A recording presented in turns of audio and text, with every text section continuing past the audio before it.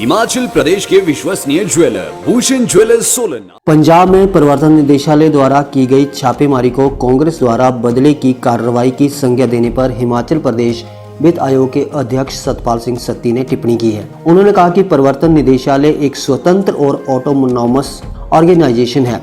देश भर में जहां जहां ब्लैक मनी या मनी लॉन्ड्रिंग या फिर अनैतिक आर्थिक गतिविधियों की कोई सुगबुगाहट हो तो वहां पर प्रवर्तन निदेशालय स्वतंत्र रूप से छापामारी करती है। सतपाल सिंह सत्ती ने कहा कि ईडी की इस कार्रवाई को बदले की भावना से जोड़ने के बजाय इसका स्वागत किया जाना चाहिए।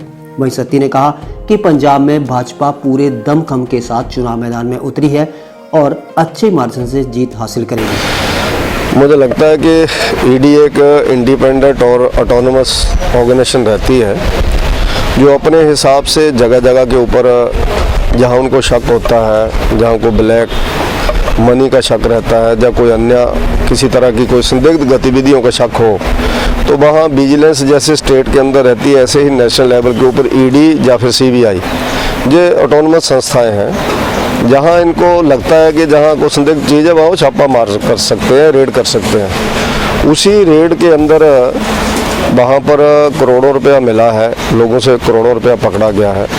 तो मुझे लगता है कि इसको बदले की भावना से नहीं जोड़ना चाहिए, उल्टा स्वागत करना चाहिए कि जिनके घर में ये अवैध पैसा पड़ा था उनके ऊपर कार्रवाई हो, ऐसा लोगों को डिमांड करनी चाहिए। कोई भी व्यक्ति है तो मुझे लगता है कि बदले की भावना से कार्रवाई नहीं है, ये उनका अपने सोर्सेज रहते हैं और ये संस्थाएं मुझे नहीं लगता किसी राजनीतिज्ञ के कहने के ऊपर रेड करती हैं।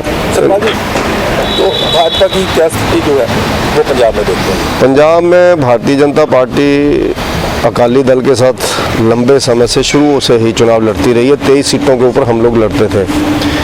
अब अकाली दल का साथ लंबे समय के बाद छूटा है। बहुत पुराना सहयोगी दल भारतीय जनता पार्टी उनका रहा पंजाब में और वो देश के अंदर हमारे रहे, लेकिन किसी कारणवश जो दोस्ती टूट गई।